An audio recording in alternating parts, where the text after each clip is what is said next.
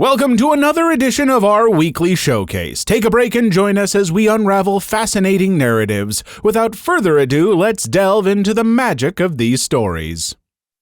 Story 1. Today I effed up by making out with my best friend in class. I don't use Reddit, I just watch these stories on TikTok, so don't attack me if the formation isn't correct. I'm a 14-year-old guy still in 8th grade. I know what I did is wrong for my age, but don't act like you weren't horny as a teenager. And my friend is also a 14-year-old male in my class. On to the actual story. So today I was just scrolling on TikTok in the back of the class with my friend because the lesson was boring pre-usual, and we come across this video with a text saying, "Making out with the homies in class." Something like snapped in my brain, and my friend and I both look at each other just wondering who's gonna say something first. So he says, "Bro, you wanna make out on break when the teachers and students are all out?" I genuinely thought he was joking and laughed, until I realized he was serious. I mean, I wasn't gonna say no, so I agreed. Around 12:45, the classroom is empty and it's just me and my friend.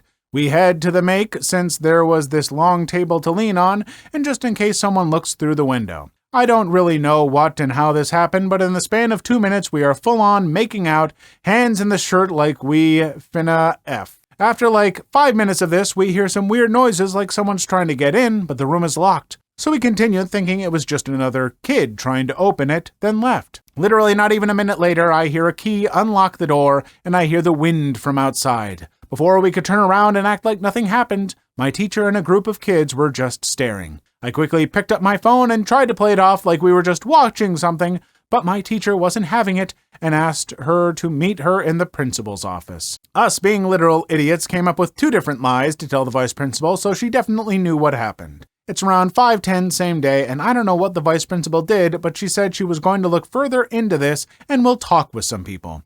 I haven't heard from my friend since the day was over, no text or snap. My friend's parents get home around 3:30, the same time we get off, and I'm scared the vice principal called our parents. Wish my luck my parents get home at around 6. I mean, first off, I hope you live in a place that is not, like, weirdly prejudiced against that stuff, and I hope your parents aren't prejudiced and weird against that kind of stuff, and also, I don't know, your kids, I mean, you said it, teenagers, they do crap like this. You shouldn't do it in school, shouldn't do it in a locked room. I don't know. This feels, honestly, like the kind of story that you'll be telling and laughing about, 10 years from now, just like, oh my God, can you believe us? I wouldn't let it worry you too much, I hope. Story 2. I've just been betrayed by the 2 people I trusted most. I'm sorry if this is annoying, I can't stop thinking about it, and for some reason I feel more secure venting it to strangers rather than the people who know me and can judge me more in depth. I won't lie, I've been suspecting my fiancé was having an affair, but I didn't have any solid evidence to accuse him. Even then, I had a feeling that I didn't want to dig any deeper because I was scared in case what I was suspecting was true. 12 days ago, I came home from visiting my mom's and I headed upstairs to wake my fiancé, as he had a habit of sleeping in way past 2 p.m. and then complained that I didn't wake him. I open the door and all I see is my practically naked sister rushing to try and get out of a lingerie bodysuit that belonged to me. I don't know how to explain it, but my mind just went blank, like whatever I was thinking about beforehand suddenly disappeared. You know when you stand up so fast and your head just gets a little dizzy? That's what I felt alongside the feeling of sickness brewing in my stomach. I stood there for a solid 30 seconds looking at the 2 people I trusted most and looked more shocked than I felt. My fiancé jumped out of bed and suddenly came up with excuses. It went from, "It was an accident," to, "I was lonely and needed intimate relief." I should probably add my best friend killed herself 2 weeks ago. The girl I knew for over 15 years was suddenly out of my life, and even though I'm surrounded by people, I've told my fiancé about how alone, devastated, and guilty that I couldn't have done anything to help her. I just left. I didn't take my car because at that point my eyes were about to start flooding. I walked to my friend's 10-minute and confided in her about what happened. The amount of grief I felt from not only losing a BFF, but losing my relationship with my fiancé and sister within the same 2-week period. Now that I'm sitting down to write this, I don't know if any of these relationships will ever be mended or could ever go back to the way they were. I don't understand why my sister, of all people, would do this. There was never any favoritism toward any of us for her to feel spite. I've never intentionally tried to hurt her. I gave her shelter when she had no place to go, and despite her not paying a single penny, I bought her food that she liked, made sacrifices in my own home for her. Hell, she kept ranting about how our living room walls gave her a headache, they were white, so I took time out of my day to paint it a nice gray color. My fiancé too. I gave that man everything. I was willing to have kids with him despite the fact I always wanted to be child-free. I was going to start a family so that he was happy. I gave him comfort whenever something bad happened to him. I spent hours watching unfunny movies that he seemed to find hilarious. I even gave him an effing locket with our anniversary photo in it that he decided to wear while sticking it in my sister. These last few days I've gone from sadness to being angry, then disgusted, and it's a constant cycle I've not been able to get out of. Despite being smoking-free for 2 years, I've picked up a cigarette. I used to be heavily addicted to smoking from 16 to 21. I'm currently 23. There are moments when I go to do something but automatically lose interest, and even over dinner, I don't know how to explain it properly as I've never felt this way, but I'm bored of eating. I have to physically force myself to eat sometimes, and I have no idea what's going on to my body at this very moment. For some reason, it feels as if I've gone into hibernation. I sleep almost 17 hours a day, and even for the rest of those hours, I'm still tired and force myself to stay awake. Both of them asked to meet up on Wednesday. My sister's exact message was, "Hey, I know you probably don't want to hear from me right now, but can you meet me and fiancé? We want to talk, and we want you to properly hear us out. The situation you found us in was not the most ideal situation to put you in a good headspace to talk about it right then and there. Please let us explain. I love you and you're my sister and I don't want to lose you, please." I think it's too late. It was too late from whenever this affair started or even when you started getting intimate desires for my fiancé.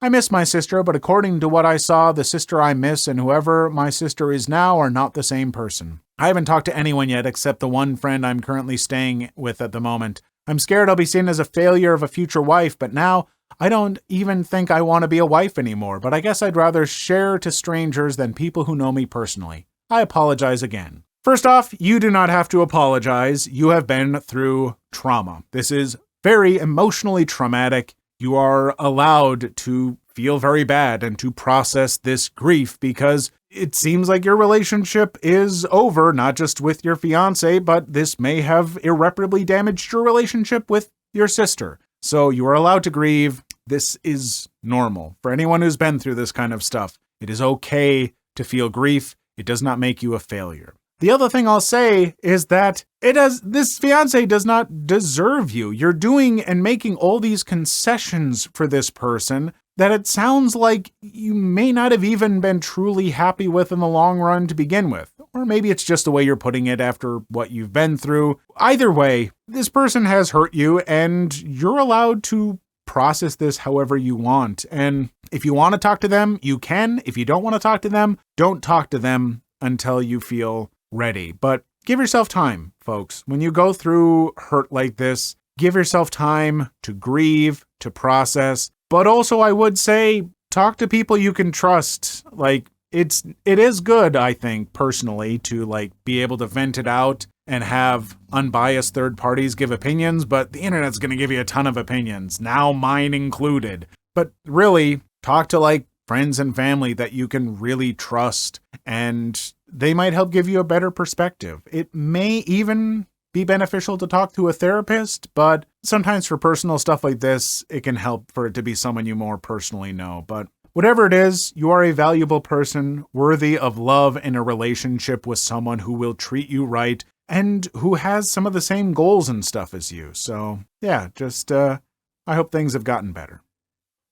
Story 1. My 29 male, soon-to-be ex-husband seems to feel entitled to another chance with me, 28 female. My husband and I have been together almost 8 years, married for 2.5 of those. Last May 2019, we separated seemingly overnight. He left me and our toddler and moved back to his hometown. There was never a solid reason given, just that he felt we should have never gotten married. In July, he changed his tune and wanted to be a family again. He was still at his job in his hometown, so I decided I would ride it out at my job in a different city for a couple of months to build my resume and then start looking for other jobs in his hometown. After 6 months of a brutal commute, taking care of our child during the week by myself, and driving to his hometown every weekend, interviewing, basically bending over backwards, I finally landed a great job in December. A week before I was to move into the new house we were buying together and start my new job, I found out He had been having an affair. He begged and pleaded for me to stay with him, said he'd break off all contact, and I foolishly agreed to give him another chance. 2 days later, while I was back in the different city and completing my last week of work at my old job, he unblocked her on everything and liked her pictures on Instagram. I was devastated. On top of that crap show, he kicked me out of the house we were supposed to move in together, and I had to find a new place to live 2 days before starting my new position. We had lived separately ever since. He has said and done so many hurtful things in this time period. He said so many times that he wants a divorce that I've lost count. Up until a month ago, he was still maintaining contact with her. I saw her car at his house, took pictures for the lawyers, etc., and he admitted he had been talking with her still. I stopped doing the pick me dance about a month ago and stopped reaching out to him besides contacting our child. Now he has suddenly changed his tune and is desperate to get me back and willing to do anything. He has unfollowed her on everything, unliked all her pictures, tell me not to give up on our family. I've moved on. I am not interested in pursuing another relationship with him. He's hurt me deeply, and I feel like I've been effed over by him so many times that I've lost count. How can I tell him there isn't a chance without sounding like a completely heartless person? I still want to be able to maintain a strong co-parenting relationship with him, so I am friendly to him, but he seems to take that as I want him back. I have relayed to him my feelings, but they fall on deaf ears. He says that he will never stop trying to get our family back together and does not want a divorce. I do. Does anyone have advice? Update. Well, turns out my gut instincts were right. The entire time he was begging for another chance and promising this time would be different, he was still sleeping with the affair partner and telling him he loved her and would do anything to make it work with her. It didn't even hurt me to find it out. I was that unsurprised. It just helped me stop feeling guilty. I divorced his butt. I thank the universe every day that he is no longer connected to me in a romantic way. It feels like an enormous weight has been lifted off my shoulders. Shortly after my original post, I met someone by chance at a wedding and fell in love. This person is everything my ex-husband was not. The kindness, compassion, and respect they show not just me, but to my daughter as well is like something from a dream. I never knew love could be so easy. To anyone in a loveless marriage reading this, leave. Do the hard thing, especially if they have a pattern of leaving, returning, cheating, etc. Lord knows I was terrified to cut the cord. At one point in time, I was actually starting to feel bad for the guy because he was begging me every single day for another chance. He tried to convince me that getting a divorce would ruin my future, our daughter's future, that she would come from a broken family. But it was the exact opposite. It was broken already, and I fixed it. Once I made up my mind that divorce was the best option, I absolutely thrived. I learned independence. I found how to be happy on my own. I found happiness in a partner. Life has never been so sweet. The bad crap makes the good crap so much better. Thank you for the support on my original post. It helped turn my graveyard into a garden. Too long didn't read. I divorced him and found true happiness. I normally skip the TLDRs on these days, but no, that one I liked. That was perfectly succinct, and I'm so happy to have been given the update on this one as well, because, yeah, folks, there are a lot of these relationships where they're just putting you through hell, and you keep giving them a chance because you love them. But there definitely comes a point where forgiving and trying to repair stuff has become a futile effort, and as hard as it might seem, moving on is the far superior choice. I know a lot of people like to throw around that thing like, well, love should be so easy and everything.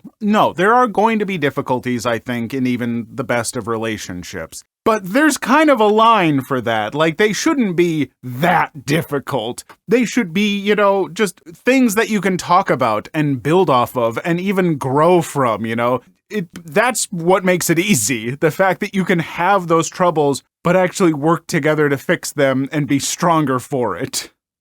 Story 2. Treat all prank calls as though they're serious? Sure, Have fun making 180 extra-large pizzas. I work in a major pizza delivery chain that has so far been unsuccessful in out-pizzaing the hut. Our store is in a college town, and everyone is bored as hell right now for obvious reasons, so we've gone from maybe one prank call a day to at least 3 to 5, which isn't much, but still really annoying with how much more business we've been getting, again, for obvious reasons. The worst part is how uncreative and low effort most of them are. At least 80% of them are, "Can I get a boneless pizza?" or "Is this the Krusty Krab?" with the occasional insert GTA fast food order copy pasta here. This has been going on way too long, so I took up the habit of just hanging up whenever someone starts saying some stupid crap. The boss wasn't too happy about this, but didn't care enough to say anything until an incident where I hung up on someone who wanted that boneless pizza, and he called back peed because he actually wanted to order. So I get a stern talking to from the boss man, and he sends a message to the company's group chat app saying, "I know we've been getting more prank calls than usual, but please don't follow in certain people's footsteps and just hang up on them. Take the calls as seriously as possible. If they order something we can't make, calmly explain it to them and offer them something we do actually sell. We want to try to make money off of them even if they're acting dumb." So the very next call is where the fun starts. "Thank you for calling. What can I get you?" "I'm so hungry. Can I get an extra large pizza with triple everything topping?" "I'm sorry, ma'am. We can only go up to 1 extra and each topping." "Okay, then. Can we get 20 extra larges of each meat y'all have? So like 20 pepperonis, 20 sausages, etc." These people are obviously high as hell and giggling in the background the whole time. "Sure, give me a sec to ring it all up." "Okay, so that's 180 pizzas. The total will be $1,000. I don't remember the actual price, but close enough. And it'll take about 3 hours. "Awesome, thanks. We'll pay with a check when we get here." Dial tone. So I place the order. Not 30 seconds later, I hear, "What the actual F?" from the boss, and he runs to the computer. "How are they paying for this?" he asked me. "They said with a check. We do still take checks for orders over $200, right?" "They can't have been serious. Was this a prank call?" "Not sure, boss. You said to take all calls seriously." He then grumbles and picks up the phone and calls the customer, and all I hear is super loud laughter as he hangs up.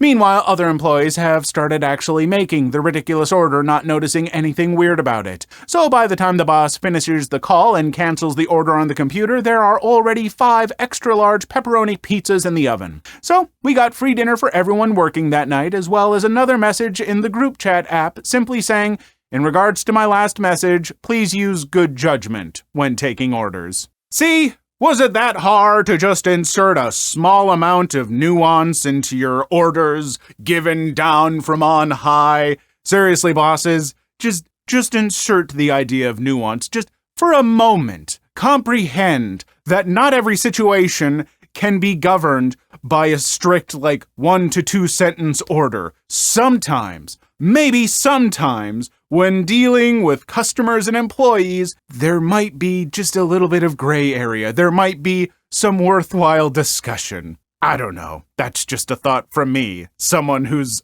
probably a better boss than you. Story 1. Every year, my boyfriend, 21 male, and I, 22 female, go on a break because he doesn't know what he wants. My boyfriend and I have been together for 5 years. We've always been great together, and no one else in the world I'd rather be with. We make each other laugh, we like the same things, we have our own hobbies so we don't drive each other crazy, and we've been through so much as a couple. I am in graduate school, a state away from him, about a 4-hour drive. We went a long distance fairly easily, so it blindsided me when he suddenly told me he didn't know if our relationship was what he wanted. He's always struggled with a fear of commitment, something I've tried to support him through by trying not to pressure him into moving forward. The problem is that every year for the last 3 years, he's gone through a struggle with wanting to be with me. He wants to take a break from our relationship and be separate for a while, which I've agreed to for the last 2 years. Every year so far, he's come back to me saying he was being stupid and that he regrets ever being on a break. We talk things through and move forward. I thought after last year we'd be done with it, but today he gave me the same speech he's always giving about wanting a break and wanting space. I put us on the break this time because I didn't want to beg him to stay with me. I'm blindsided by this whole thing, and I'm so confused about where it comes from. We're so great for 90% of the year, and then the end of March comes around and he freaks out and wants to break up with me. He says he loves me and always will, but doesn't know what he wants. If he comes back again, do I take him back? I don't know what to do. So, first off, the two of you have been together since you were 16, and so I'm gonna say you've been each other's only serious relationship. Maybe you kind of dated some other people before that, but I'm sure you can agree that as you kind of get into your 20s, that is your only really truly serious relationship. And he's probably got some fears about that and wondering what he's missing out on and stuff. That happens, and that kind of stuff and taking a break doesn't have to be the end of a relationship. I've known people who took a break and afterwards were stronger for it. Taking a break every year, 3 years in a row, that's concerning. That tells me that this person really doesn't know what he wants and maybe should date other people and stuff. And maybe the relationship isn't that great. I'm sorry, that's why I laughed when I first read it, and I left it in because you can't start a post by saying, "We take a break every year. We're so great together." I think you need to do some real figuring out. And maybe this time, when he comes crawling back, you don't take him back right away. You say, "No, we're gonna have a longer break until you actually figure this out," and we do some real talking. Story 2. Boss wants to cut off all employees and workers from their email access over the weekend, but doesn't understand the consequences. Hello everyone, this is my first post here, and I wanted to share my greatest work story. My native language isn't English, so please excuse when my grammar is a bit simple. The story starts with me and my company. I'm a 30-year-old businesswoman who works in an IT service in a bank space. I'm the girl for everything, basically, but I'm a specialist for first-level support, administration, and backup, sometimes even networking. Even when I'm not head of my IT department, I basically had all the responsibilities of them, but unfortunately my pay grade doesn't reflect that at all. I think of my boss of my IT department as kinda lazy, if not incompetent. He even brags about getting so much money for basically doing nothing. I have a 40-hour work week, but since the whole damn IT department is my responsibility, I need to keep track of the servers and maybe problems that can occur 24/7. This is mostly done via emails. When the server status gives out a warning or a failure, I will get notified, and then I'm fixing the problems over a remote desktop or going to the company itself, even in my free time. I wouldn't mind this, but I'm not getting paid for this. But on the other hand, I'm getting punished when something is going wrong. My boss's boss wasn't that much better. Since it was a fancy bank, everyone should be in a suit the whole time to let it look professional, best with a skirt and high heels. Only problem is, when you work in the first level support, you need to do a lot of behind-the-scenes work, like slipping under the desk to do or repair cable management, doing work on the server rack, and doing lots of other activities that make you dirty. You can imagine that this wore out my business clothes really, really fast, and not only that, they were so impractical and really made my work harder. So I changed my clothes to a comfy hoodie and work pants to fit the work I'm doing a bit better. When my boss saw me, he was furious, demanding I can't look like a poor hobo inside his bank. I told him that I demand work clothes for both occasions because they are expensive and get worn out quickly. He refused, and I wasn't really happy about this. So much for the introduction. One day, my boss's boss, the head of the whole company, called me. He had a plan. He wanted to create quiet hours, meaning he didn't want his employees working on weekends to let them rest properly. At first glance, you could say, hey, that's a nice idea. Yeah, no, he just didn't like to pay them for overwork because he got in some legal trouble with overwork paying in general. Not only that, some employees have strict deadlines and need the extra time to get work done. To actively ensure nobody can work over the weekend, he wanted the following. Please make sure no one can access their emails and remote desktop over the weekend. No exceptions. Since we had a ticket system and were able to attach emails to tickets, I asked him to write an official work task. This has 2 reasons. First, I like everything documented. Second, I have something to protect and secure myself if the task I was given is incorrect. And it's exactly this that saved me.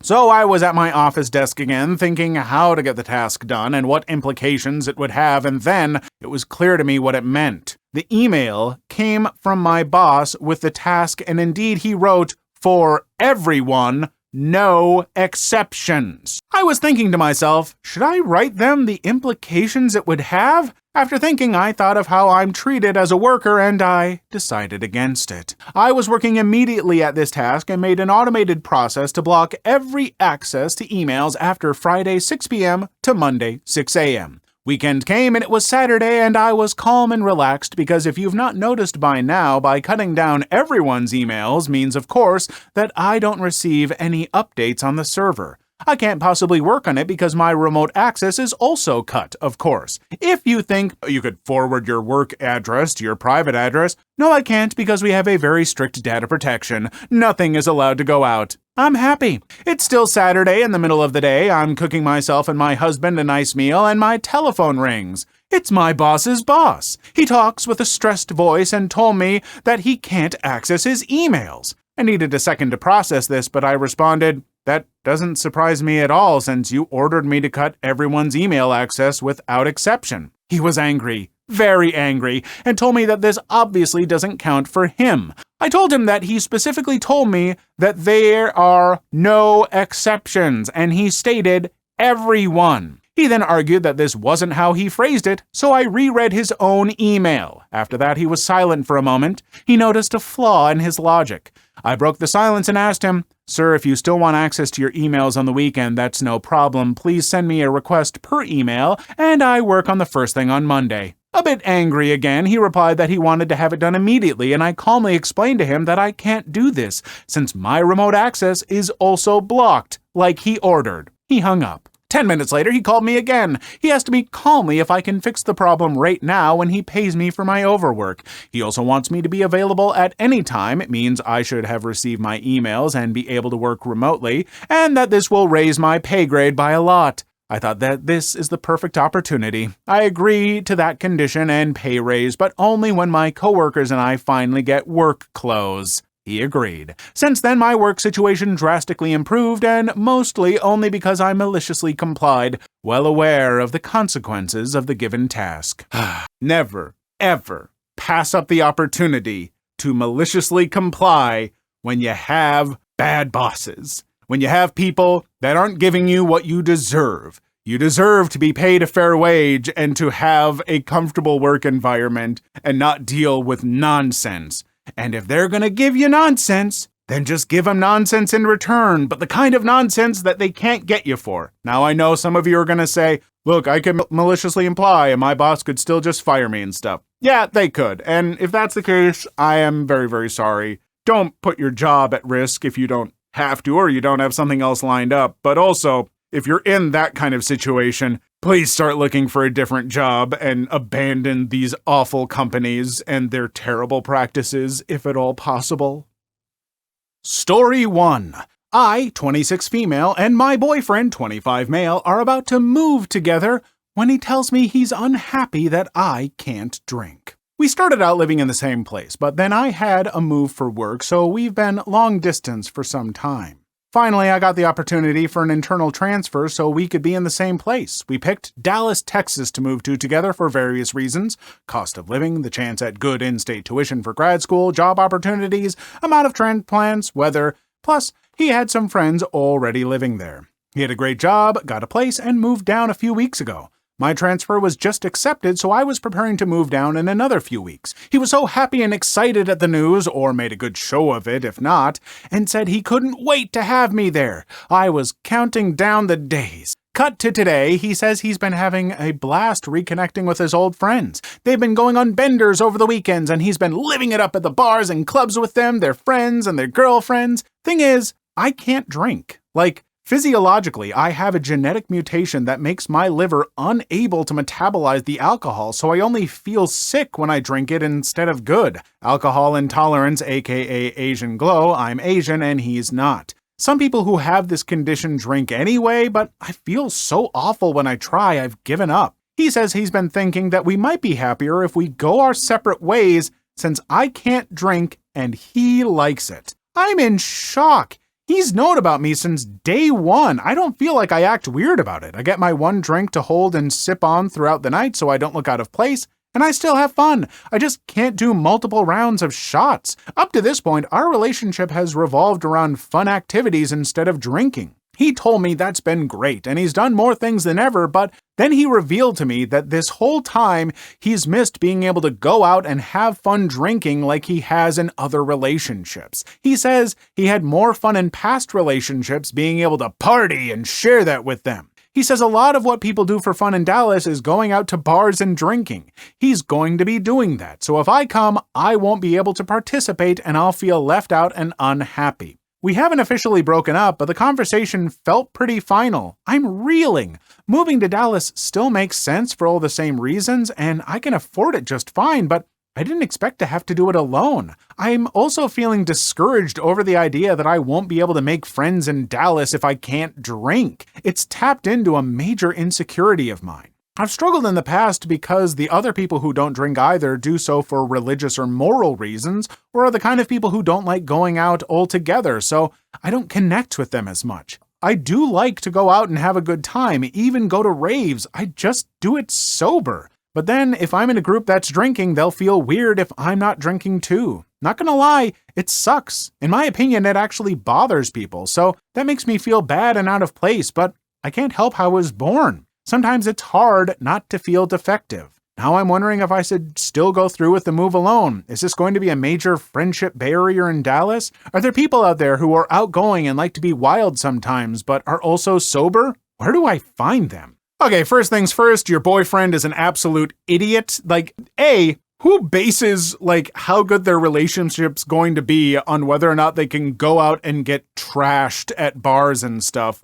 Seriously, this guy saying oh, this is what I used to do in other relationships. Yeah, because you were 21 and 22. That is what early 20s people do. You get older and you hopefully stop acting like that, or you lead an interesting life. Not a great one. Seriously. And to this person and anyone else who doesn't drink for any reason, you can go out with people who are drinking and still have fun. You can find friends who don't drink who go out and have wild times and still have fun. Fact is, two of my absolute best friends that I love to go out and hang out with don't drink anymore. And, they do it for their own reasons. I'm not going to get into it. That's not my story to share. I also don't drink very much anymore. I don't care to. It's not of interest to me. I partake in, maybe some other things every once in a while, but you don't have to. And seriously, those friends and I, we have gone out to bars and hung out with people who are all drinking a lot. And guess what? They don't care for the most part. In fact, sometimes if you're going out with friends who like to drink a lot and you say, I don't drink, I'll be your designated driver, they're very excited for that. It's wonderful. You don't have to drink to have fun. And if you like to drink and you're responsible with it or whatever, that's fine. I'm not judging you. But seriously, folks who don't drink, you can have a perfectly great time, and most reasonable people understand that. Unlike this boyfriend, who I think has done you a favor because he sounds like a loser. Story 2. Boss agrees with secretary that I am not the office manager. So I stopped managing the office. When I was doing my articles at a small law firm, internship to be admitted as an attorney, I was the go-to person for everything in the office, setting up computers, buying stationery, paying bills, going to court, seeing clients, etc. After being admitted as an attorney, I continued doing all this because the secretary only did about 20% of what a secretary would usually do and refused to do anything else. My boss does some shady business, don't pay taxes, etc., so he couldn't just fire her for fear of her ratting him out. He also never disciplined her. We are not in the US. Since we worked from my boss's mother's house, the secretary also spent about 50% of her day just chatting to his mother, and they became fast friends. Guess who was always the evil one that everyone ganged up on? Yours truly. I was made out to be incompetent at my job, and I used to cry a lot and almost became an alcoholic from work stress. One day, the secretary got really upset with me after I asked her to go buy stationery since we didn't have any staples, and after a heated argument told me that I'm not the office manager and should stop lording it about as if I was. Bear in mind, I was her senior both as an attorney and in number of years worked at the firm. My boss did nothing, and rather got upset with me, and so did his mother. I decided then and there that I'm done, both secretary work and my attorney work, because I was working roughly 50 to 60 hours per week, standard is 40, trying to get everything done without receiving overpay. The unemployment rate in my country is around 30%, and in the legal field, supply of lawyers exceeds demand. She knew this, and my boss knew this, but no one cared that I was basically working myself into an early grave. Cue malicious compliance. If everyone agrees that I'm not the office manager, then I will stop managing the flow of the office and only do my attorney work. I stopped paying the bills, buying the stationery, reminding my boss of important meetings, etc. Within 2 weeks, the electricity was cut off for 10 days because it wasn't paid, and my boss's elderly mother and the rest of his family had no electricity. We could also not work for those 10 days. Once the electricity went on, the phone lines were cut because of non-payment. We could not work again. The posts piled up. There was no stationery. We couldn't do service of court documents because our service providers cut us off. It went on for weeks. I simply worked around the issues and sorted my life out. One example, when the Wi-Fi was off, I used my cell phone to hotspot my laptop without telling anyone. In the end, my boss and his mother begged me to do what I used to do, but I refused. Since I was focusing more on my actual work, my fees increased and my pay increased as well. Shortly thereafter, I moved away from that office to our secondary office and worked alongside lovely colleagues who all did what they got paid to do. I've been in this new office, same firm, just a different location, for the last 2 years. I still just can't get over that the boss's office is at his mother's house. I'm sorry, if I got a job at a law firm and then the boss was just like, all right, here's the office, and that's the kitchen. Don't bother my mommy when she's baking a cake, though, and if you're very good, she might even give you a slice. Like, I just turn around and walk out. I'd be like, do I have to, submit my resignation in paper, or can I just draw it in crayon and put it up on the fridge? What is this? I'm sorry. It'd be better if it was just at, his house, but it's at his mom's house. And look, there's nothing wrong if you have to stay with your parents for a while as an adult. I've had to do that. But if you have a law office, I feel like that's crossing a line. I can't anymore. Story 1. I've been looking for my sister since 2014. I found a way to contact her last night, but I'm not sure how to do it. Backstory/context. My parents got divorced in August of 2014. It was a messy effing divorce, one of the worst I've ever known, and I know quite a few of my friends' parents. My mother took half of my dad's savings, half of his pension. He had just retired after 11 years in the army, plus 25 years in the police. She was cheating medical benefits during this time. Half of the house, the mortgage on which she never contributed to, and even tried to get half of the compensation my dad was awarded after being hit by a car, ICU medically induced coma, plus in various hospitals and rehab centers from November 2015 to January 2016. Yes, the divorce took almost 2 years. Long story short, she bankrupted my dad. We were on the verge of homelessness for a while. He spiraled into depression, which drugged me into depression. Things were effing bad for us. She also tried to use me and my sister as a weapon against him. She moved to Surrey, a place near London, about 200 miles from where we were living at the time, to be with the man she was cheating on my dad with. My sister, 14 at the time, went with her. My mom tried to make me come too. I wasn't no contact at this point, but I just started a software development apprenticeship at the time, so I stayed with my father. Things were okay. I even went down to Surrey to see them. It was when I was down there that I overheard my stepfather chatting about my dad, a man he had never met, calling him worthless, good for nothing, not a real man, was thrown in there a couple times. She was laughing all the way. Obviously, I was upset. When I got back home, I texted her to let her know that I knew what he had been saying. This led to a barrage from her side and telling me never to talk to or attempt to contact her, my stepfather, or, and this is the only thing that killed me, my sister. I happily obliged with the first two. I carried on talking to my sister through Facebook, saying things like, I will never not love you. You'll always be my sister. She said similar things back and said she missed me. I went to message her one day and she'd blocked me. I got a text from her saying that the way I spoke to my mom and stepfather was disgusting and that they had been nothing but amazing to me and her. When I first read it, I thought it was weird. When my dad got the exact same text word for word, despite not saying anything to either of them, I knew it was my mother pretending to be my sister. I texted her back something along the lines of, Your BS has always been easy to see through, Mom's name. I didn't get any message back. Now's not the time to go into it, but after many drunken conversations with my dad, I found out my mom was always emotionally abusive and a total narcissist. When she found out I tried to kill myself, she mentioned in a letter to another family member that I should have tried harder. I never want anything to do with her again. The issue at hand, as mentioned above, my father was bankrupt. He had no money left to fight for custody of my sister. I know he'd do anything to see her again. Going through courts is no longer an option. We don't know where they live. We don't have the money. We don't even know if any of them are still alive. Until yesterday. My girlfriend and I were scouring the web for any online presence of any of them when she found a Facebook profile for my sister that was created around 2 weeks ago. It only has one profile picture, and the privacy settings are on pretty much maximum. You can only message it. She sent me the link to it, and I'm blocked. However, given what happened with the text message a few years back, I'm inclined to believe that's in part due to my mother. Maybe I'm being stupidly naive, and my sister really doesn't want anything to do with me. So here's my dilemma. Not only has my sister been cut off from me, she's been cut off from her entire family. All her aunts, uncles, and grandparents are not allowed to contact her lest they corrupt her, mother's words, into seeing me and my dad again.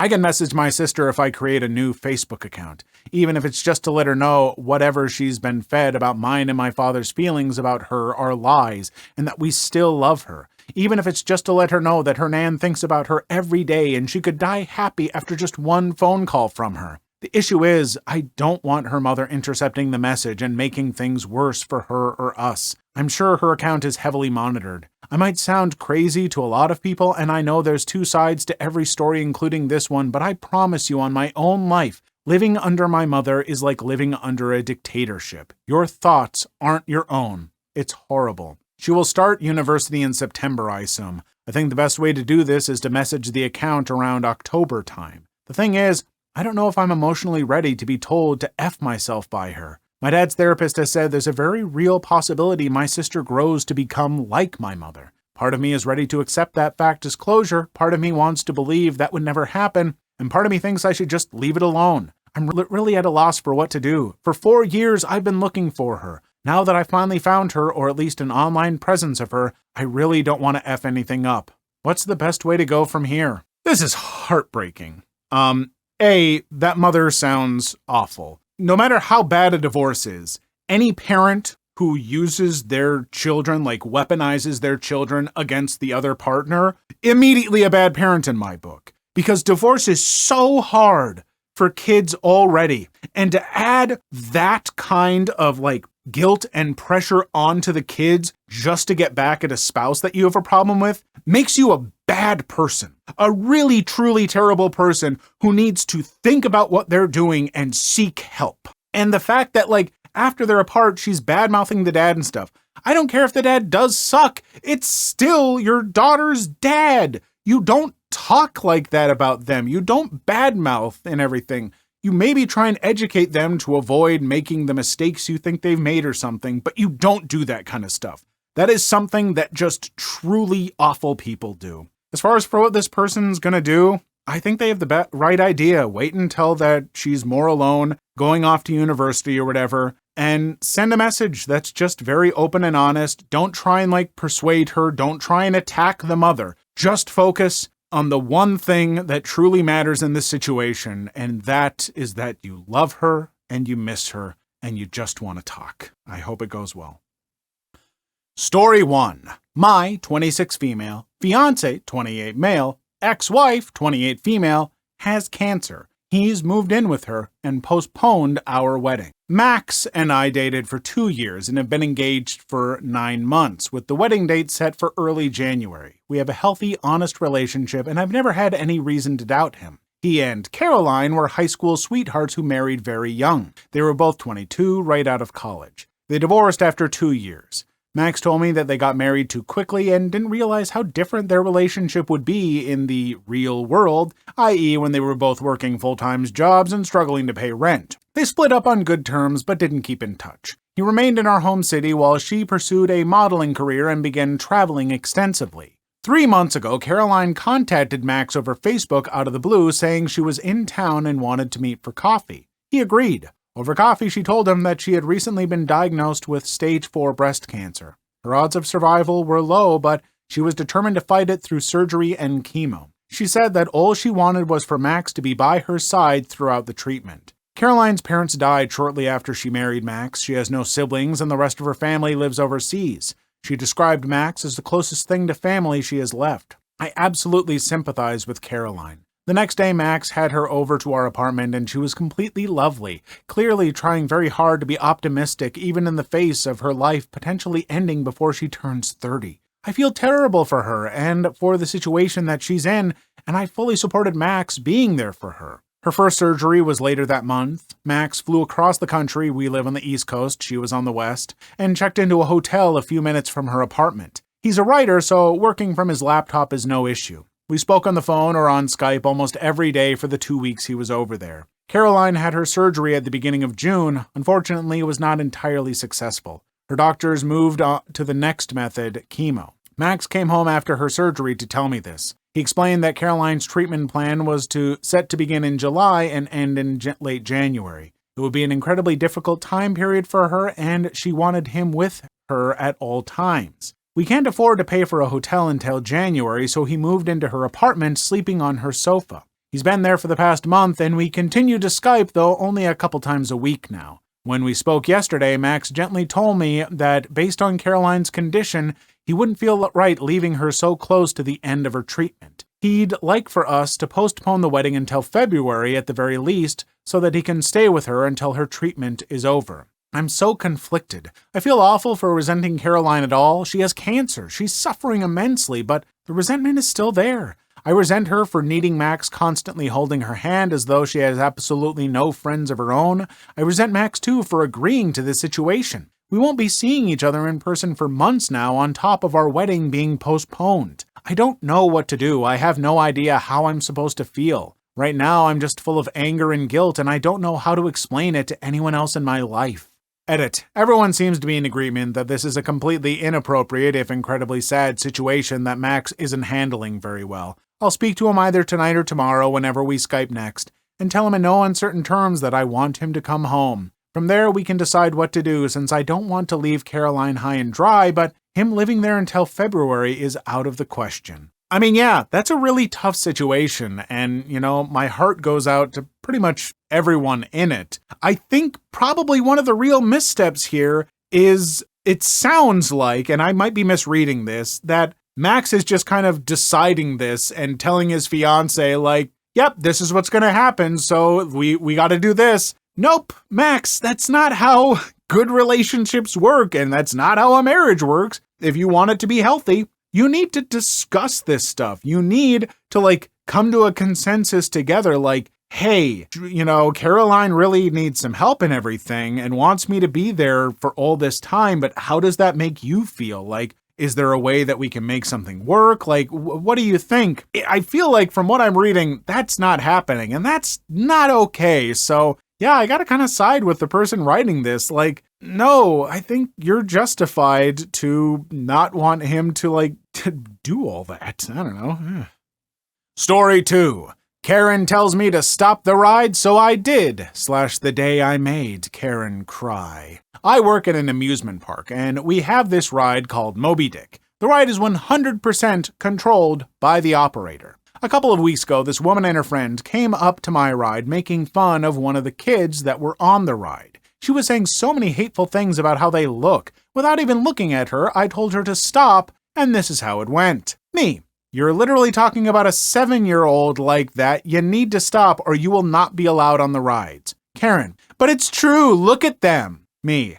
Don't disrespect other guests. Please. It's not okay. Karen's friend. Stop, Karen, before you get us in trouble again. Karen. Whatever. When the ride was finished, I started letting the next group of people in. I say, do not pull down on the bars. Pick any seat you'd like. To everyone as they walk in, since pulling on the bars can break the seats over time. I let a group of young boys in before Karen's group, and they sat at the end seats. Karen marches over to the kids, yelling at them, telling them to get out of her seat and that she paid to sit at the end. Me. Miss, please stop yelling at the kids or you will be removed from the ride with no refund and tickets. Karen. Don't tell me. Karen's friend. Stop it, Karen. Just sit in the middle. She complained the whole time, walking to the middle seats and then pulled down the bar. I was thinking it was time to get a manager over, but I didn't want to bother them with her. Once I got everyone seated, I closed all the seat bars. When I was checking the seats, Karen's one was on the loose side, so I pushed it in a little to make it tighter.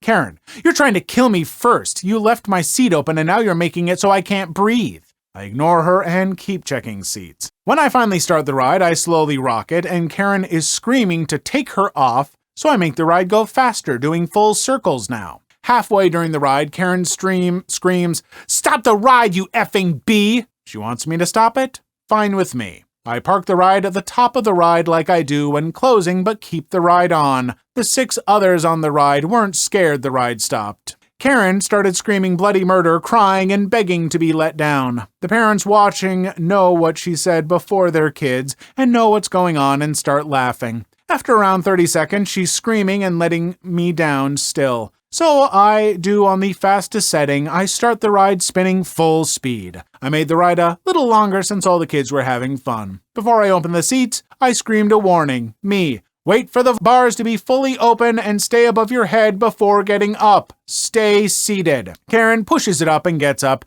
having the bar fall back down and hit her in the head. Her friend laughs at her and gets up, walking her off the ride. The big thing for me is Karen, how are you unaware that even your friend doesn't really like you?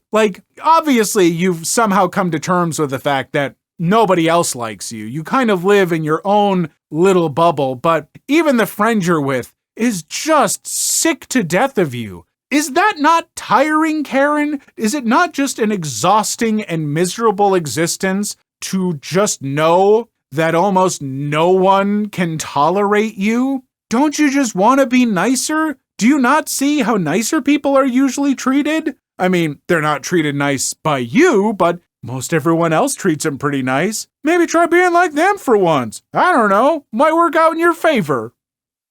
Please leave your story in the comments. I would love to make a video on them in the future. Also, don't forget to like and subscribe.